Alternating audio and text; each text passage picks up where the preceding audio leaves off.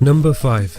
Alistair Overeem is the number 3 ranked heavyweight in the UFC who possesses one of the best kickboxing skills in the promotion. Both fighters fought in the Strikeforce Heavyweight Grand Prix tournament but didn't face each other. I believe if Fedor Emelianenko came to an agreement with the UFC, Alistair Overeem would be the perfect opponent for him, as both fighters like to keep the fight standing and would put on a great show for the fans.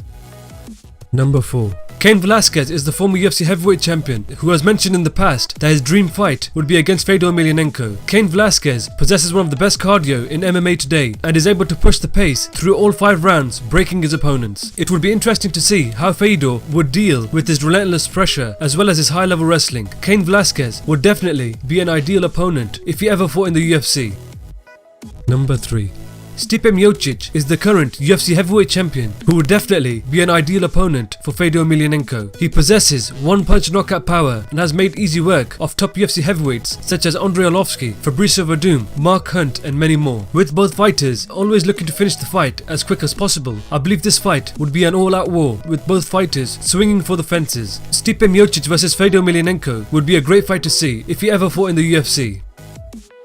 Number 2. Andrei Arlovski is the former UFC heavyweight champion who fought Fedor Emelianenko at Affliction, where he was brutally knocked out in the first round. Since that time, both fighters have been on a slight decline, as Andrei Arlovski is now on a 4-fight losing streak and desperately needs a win, whereas Fedor Emelianenko struggled with his victory over Fabio Maldonado in his last fight. A rematch would definitely be a very interesting UFC debut for Fedor Emelianenko, as it will show which heavyweight legend has more left in the tank.